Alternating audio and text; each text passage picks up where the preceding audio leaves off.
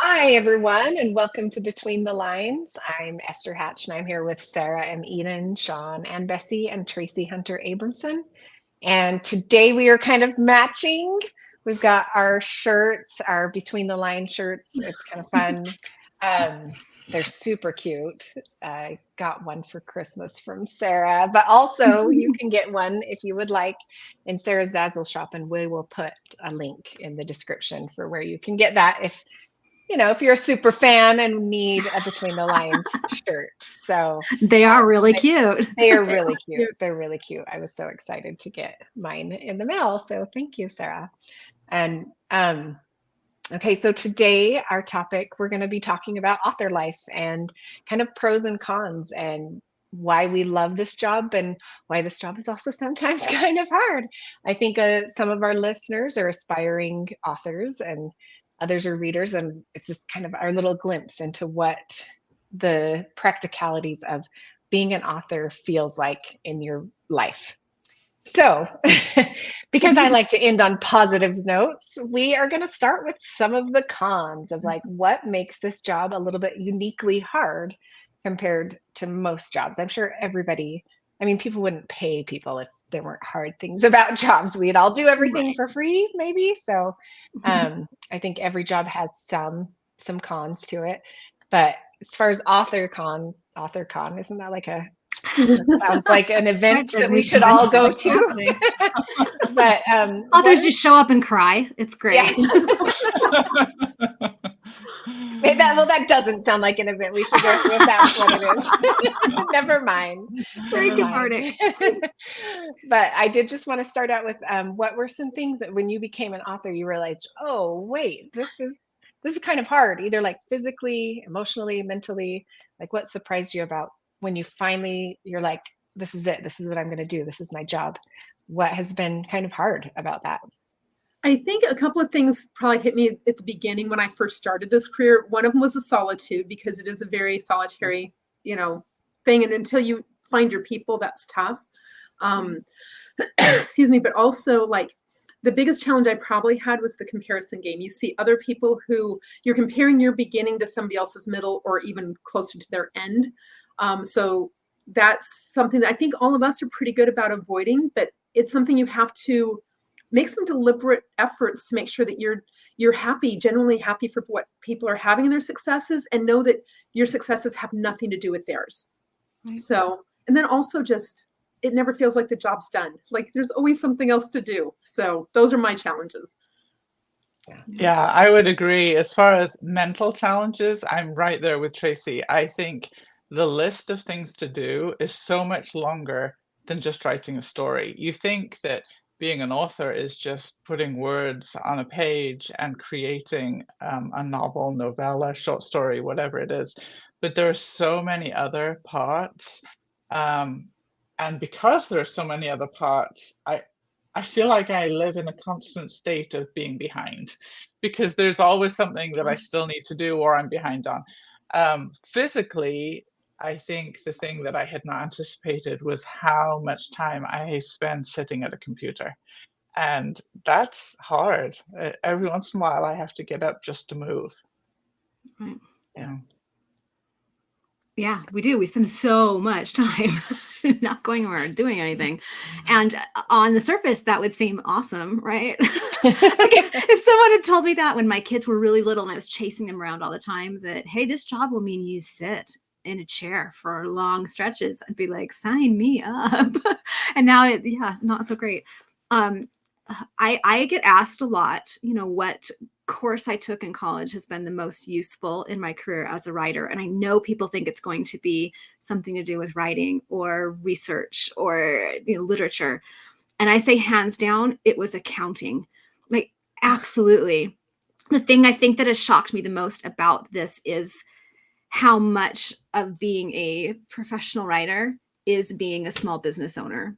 You don't realize how little of your time in the end is spent on the actual writing and editing. part of being a writer. You're balancing your balance sheets, you're reading through contracts, you're just scheduling meetings, you're just trying to keep up with what it is to be running the business side of writing. I did not anticipate that as a pre-published writer. But it still shocks me almost daily how much of my time is spent on the business parts of being a writer and not on the writing part of being a writer. So I think 2 days ago, I said to my husband, if I quit writing, it will be because I don't like doing taxes. Yes. And like keeping track of everything. And because I was like, I like the writing part. I think at one point I said, maybe I should just donate all my books. But then I realized I'd still probably have to like keep track of that. Yes, you would. So I'm like, oh, there's just no way around that. So I really agree. I feel like I'm just nodding in agreement to everything you've said. The being behind, like Sean said, I remember someone asked me, this was just like 6 months ago, someone said like, how's writing going? How's it? And I launched into like, and I felt it. I'm behind, you know, like in my mind, I was mathematically knew how far behind I was. I have to have this turned in by this time and it's going to be rough. I'm behind. And she just laughed in response. And she was like, I've never asked a writer that and not have them say that that's their answer. And so after that, I've tried to like be, okay, that can't be my go-to answer when somebody asks how my writing goes. If it's universal, that's not news.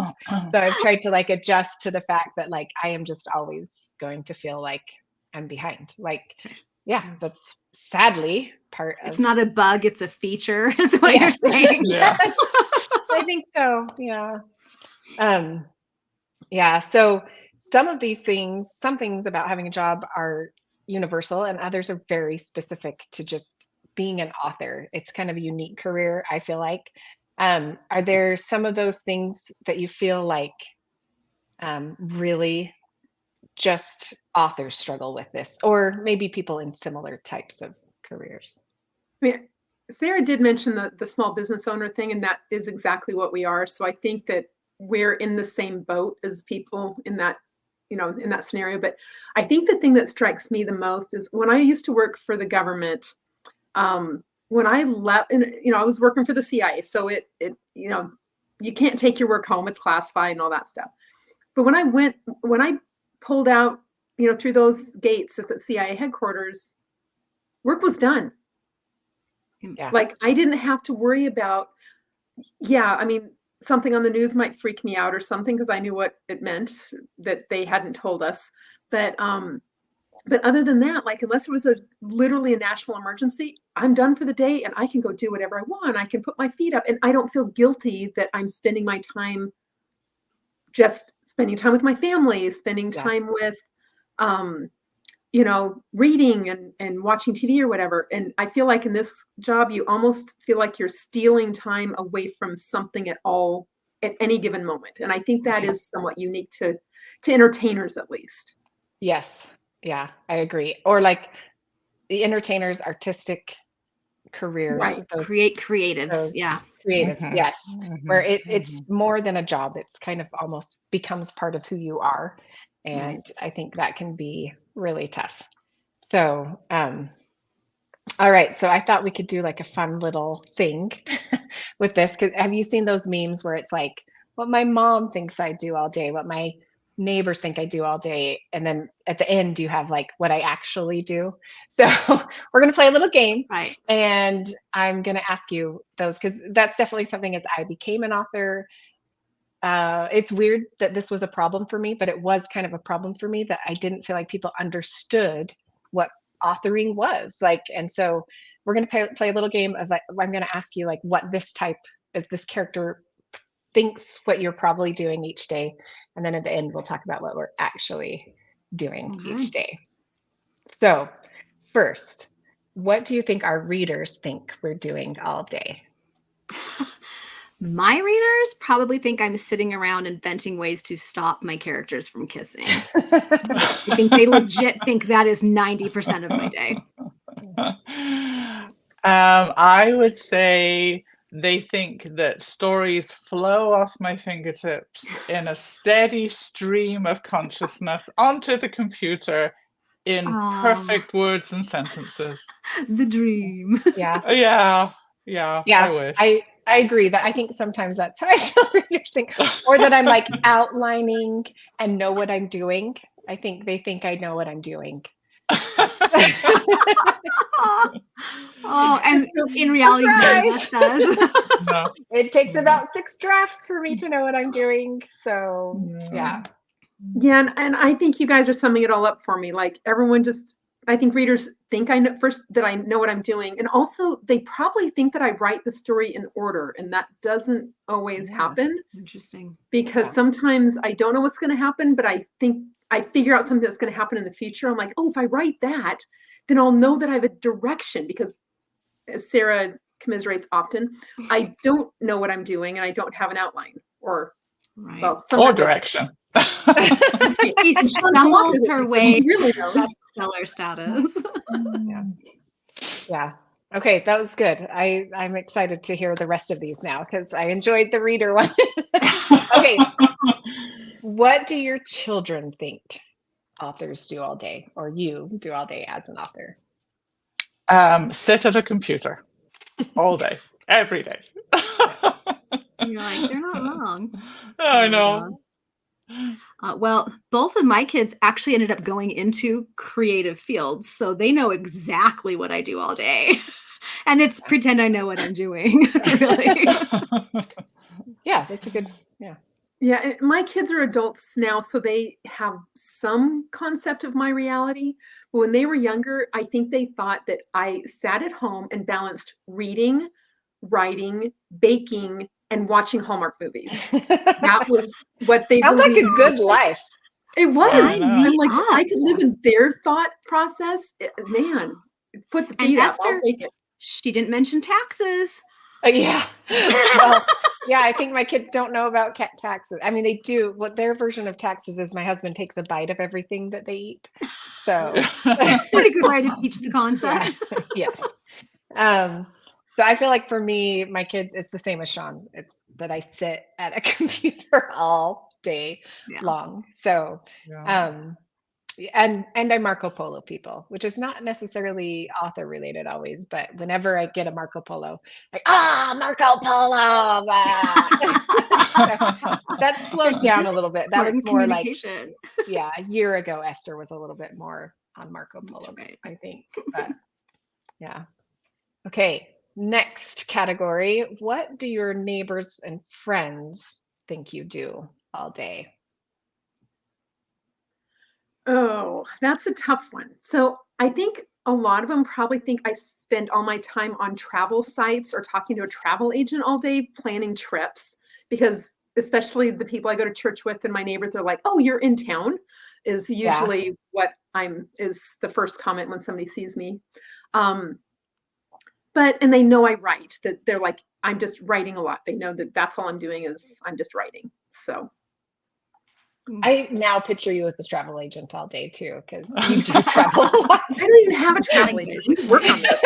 We He's need to her own volunteer. travel agent.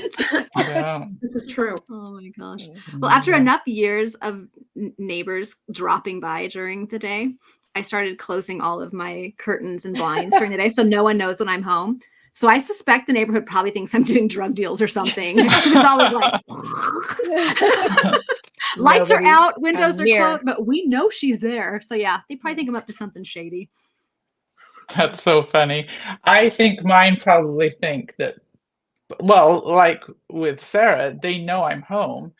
And since I'm home, they think I have plenty of free time. So what my time can be done on anything that I would like, and I'm available at all hours.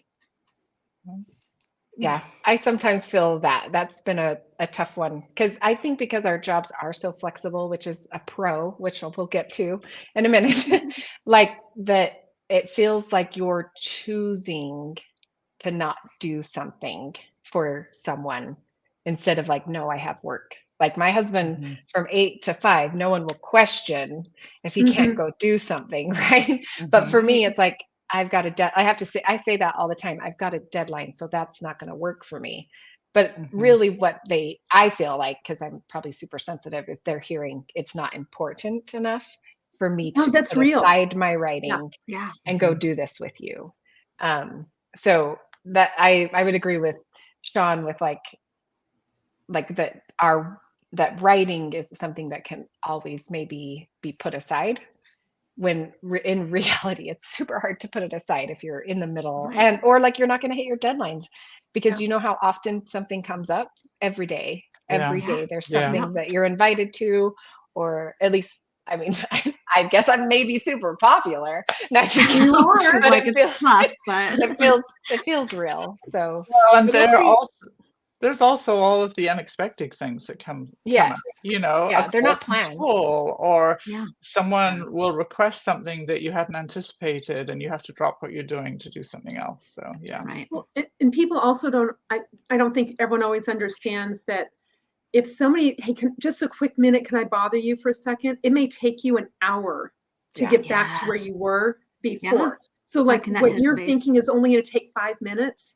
It only took 5 minutes on your end, but Yeah. you just cost me an hour of my workday To get because I back in have my to now groove. get back into the fictional world that I was in. And it's like, sometimes things are important. And yes, you're willing to make that sacrifice, but I Right. think people who are not authors and writers may not understand what they're really asking and, Right. and have that concept. Yeah. Yep. And it's a hard thing to understand unless you're doing You're it. Should do it. So, it. I mean, Yeah. like, but yeah, it was like it's some things that you've had to learn. I need to learn to just close all the blinds and pretend like I'm not I here and do. turn off the phone. And Become the but with young neighborhood kids, curmudgeon. that's still a little bit hard. Like I Yeah. still have Yeah. to be interrupted sometimes for medical emergencies and Yes. such. So yeah. Okay, what does your husband think you do all day? Ooh, that's tough too. I'd say my husband knows because we talk about it at length. Yeah, Yeah. my husband knows too. He feels very sorry for me most of the time. Yeah. Yeah. Yeah. I I feel like think the husband probably has the best idea. I think What? my husband thinks I'm always in meetings. Like if I'm not writing, I think he thinks I'm always in a meeting, Yeah. Yeah. which Yeah. is Mhm. probably true. Yeah. Yeah. Okay, last one. What do you actually do all day as an author? What's your typical day? For me, it's like I am dragging myself out of bed, getting kids to school, and then I don't usually manage to get dressed myself. I just go sit down in a chair and get my computer out, and I spend the time writing. Doing social media stuff is all the time. It's like constant.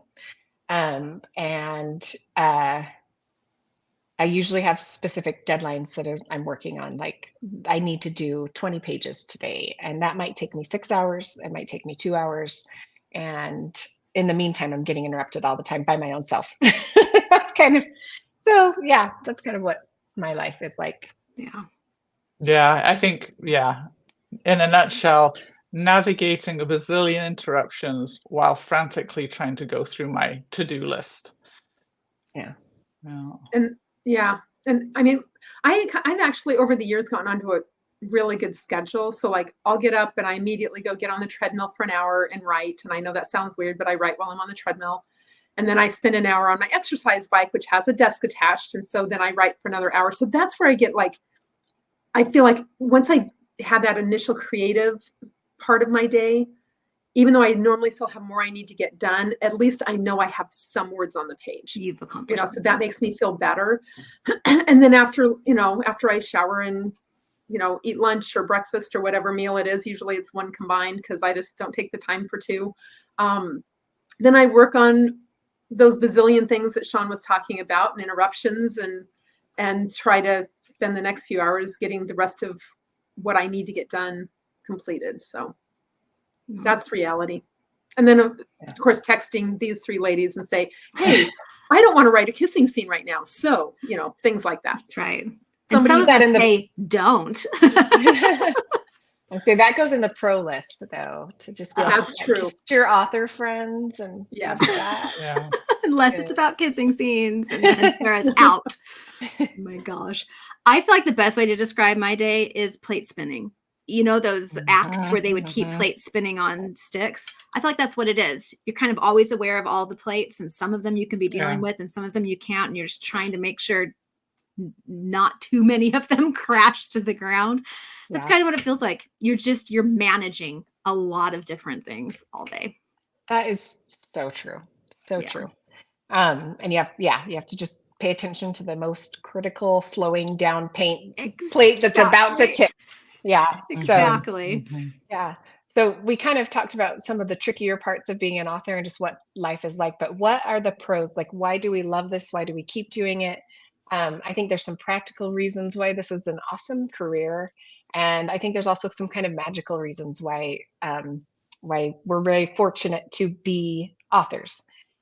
So what are some of your pros? Like, why do you keep doing this for 20 years? Um, for me, it's truly the incredible friends, people that I've met through writing, people like each of you, and they just become your closest friends. And I think as I look to the future, 10, 20, 30 years from now, that's probably what I'm going to miss the most too when I'm no longer writing. Is He that, will still bug you. oh, good, We'll good. I'm find you glad. wherever you are. All right. Well, you're just supposed to have the next door room in the retirement center, and then Yes. we're good. Yes. I But like this plan. yes, so the people for sure. And also I think as far as the magical part of it, there really is just something incredible about holding a new book for the first time and knowing that you created something that wasn't there before.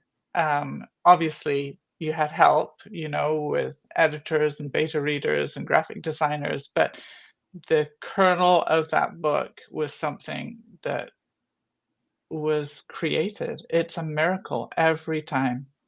Right. Yeah, agreed. I think for me, one of the practical type pros is I have a list of progressing physical disabilities and limitations that will only grow more significant as the years go by. But this is a job that I can still do even with them. And that's been a great thing. So much about having progressive illness and disability is constantly losing things that you could do before that were part of your life in the past. And this isn't one I've had to give up. So it's been a wonderful source of continuity and creation and feeling like it's something I can keep at even when other things start to be taken away. So that has been a wonderful positive to that. And I think on the more magical side of it, there's something really great about feeling like you've made a difference for people. Maybe you've brought them a moment's escape, or you've brought them characters that they can identify with and relate to, or maybe a chance to laugh or to enjoy seeing someone falling in love. Whatever it might be, you've brought something to someone that's made a difference for them, and I love that feeling. I agree. I think Yeah. the flexibility and the people are probably the most important things to me. I mean, I love that I can get on a plane and actually be working. And then if I need to take a week off, I can just be like, and I just need to make it work in my schedule, and I can do that. But I agree that I think the most magical moments for me have been when somebody has reached out and said, thank you so much.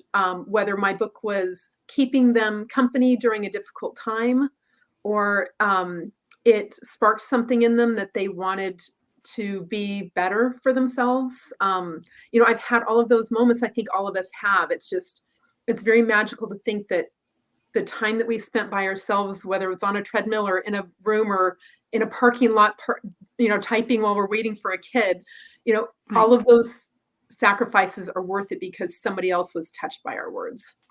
Yeah. Mm. I totally agree. I think every once in a while I dream about getting paid per hour and leaving my job at Yeah. at 5 p.m. and just not thinking about it after that, really, and be totally present in my life, which we're Right. sometimes not. But the flexibility does allow you to compensate that in other ways, like go on a week-long vacation, and you could even work a little bit while you're there if you need to, or you can just leave it behind and make it up some other way. I just love. So I grew up loving books, and it still is kind of miraculous to me that I write them and that I'm like a legit author, that every once in a while somebody I don't know has heard of me and we meet and it's like, you're Esther like that's kind of cool, right? Yeah. Isn't it? Yeah. And to have my kids tell people that I'm an author and go talk at the schools as an author, like it's a pretty awesome, it's a pretty awesome career. I think we all are really fortunate in that way of like it's kind of a dream that not everybody gets to do. And so as much as I want to go work at Big O Tires, I probably won't ever do it. I'm going to stick with this. And Sean, if we go live at a retirement center together, you do know we will be writing books. Like there's no way we would actually all live there and and make that stop. Like it's just Sarah will just teach us all how to dictate them and we'll be great. Yep, that's right. It would have to happen. So well, thanks everyone for joining us. We hope that gave you a little snippet into what our lives are like as authors. Good luck to those that are working towards that. It really is a cool career. And for our readers, I hope you enjoyed just seeing kind of what your authors are doing daily. And thanks again for being here on Between the Lines. We will see you next time.